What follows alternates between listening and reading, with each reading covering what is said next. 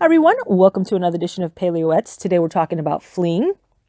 And when it comes to the possibility of transgressing and committing an averot hatz v'shalom, one should consider himself like a fugitive and run away at all costs to avoid transgressing a prohibition. Now the opposite is true of when it comes to doing a mitzvah. So the moment that a mitzvah comes into your head, you should take action immediately to do that mitzvah, or you run the risk of losing the koyak in order to perform it. So we're going to get into that today. And it starts out, it says, our sages in Avot 4:2 said, one should run to do a mitzvah and flee from a sin.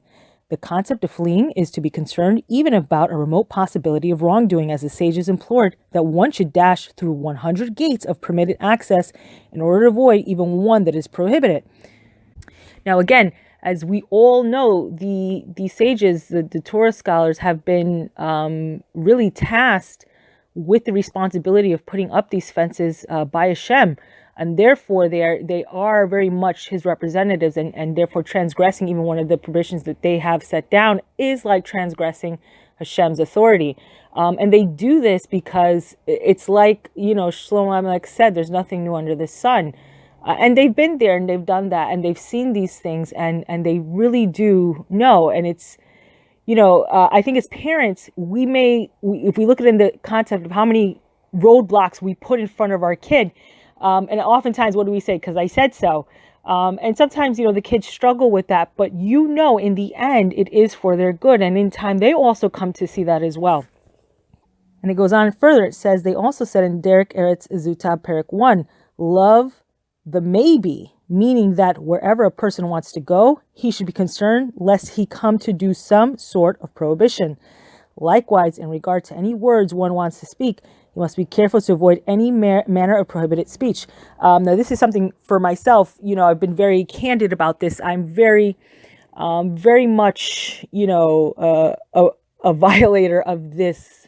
Sometimes I think, like many of us, sometimes I think we speak out of anger. We have these knee-jerk reactions, and it does take a conscious effort to kind of step back and take a moment, absorb what's coming to you, even if it's coming, from a really negative place, to take back and just, measure out your words before saying them. Once they're out into the universe, that's it. We no longer have ownership of them. So this is a very big, I think a very big stumbling block for many of us. Hence the Chofetz Chaim, he'd be out of a job if this were not such a big, he's done such great writings, which I think mean more to us today than ever before, because this is such a problem for so many of us, for myself especially. But this applies as well to any action. One must run away from the permissible in order to avoid any violation. You should only go and speak or do that which is necessary for the sake of the mitzvah or his personal need after he has fully clarified that he cannot possibly cause even the slightest infraction. This is pure fear of HaShem. Fortunate is the man who fears him, and a person who is very careful to keep away from all evil will be protected by God and from all evil, and God will guarantee that he does no wrong.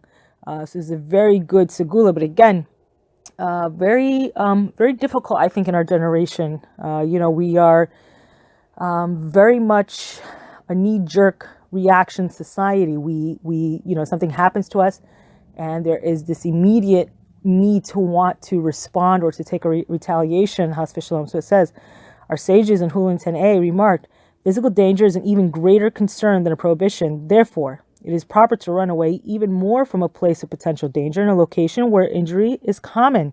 A person should not rely on a miracle, lest heaven not perform for him a miracle. If heaven does not perform him a miracle, then his merits will be diminished. See Shabbat 32a. So now this really is probably some of the most practical advice I think our generation will be able to hear, because, a lot of times I think we put ourselves in these places that we really, I'm just going to give an example. We put ourselves in places where it's just known that there's going to be a lot of averot done there. Let's say, for instance, you go to a party and there's a lot of people, right away. Right away, things are going to get trampled on, they're going to get traipsed on. There's a lot of, loosey-goosey and everything else going on. The fact that you didn't commit an averot in that setting don't be so quick to pat yourself on the back. It just may be that the fact that you had all these zechus in front of you, now they become diminished. So this is a very scary concept, and we have to be careful about where we're going, where we find ourselves, the company we keep, where we live, because these things, in order to protect us from making a mistake, it could be very well that all the good things we're doing, it's like a scale and a bank account, and you're taking out and you're taking out. So we have to be on guard constantly, and this is no exception where we find ourselves. So it says, we, the orphans of orphans, who are full of sin, must be careful to flee from any danger, because the Satan persecutes us severely at the time of danger. This is evident from the verse in Devorah 28. The man who is afraid and soft-hearted should return to his home, lest he die in war. And our sages in Menachot 36a explain, the man who is afraid of his sin, that if he just spoke between his hands and his head tefillin, it is considered a sin, and he should return from the battlefront, even if it was a mandatory war. So, Baruch Hashem, can you imagine? I remember when I gave my husband his tefillin, I always impress upon him never to speak when the tefillin is on, never to speak and I don't allow anyone to give any interruption, because it is such a thing. And can you imagine? Thank God, we unfortunately, we're not at the level that we should be. And in a way, in Hashem's mercy, because can you imagine how many people transgress what you think is such a small thing? But it is so dangerous that if you were even in a war where you were drafted, you'd have to be sent home, because you'd run the risk of not only having yourself run into danger, Has v'Shalom, but the whole platoon.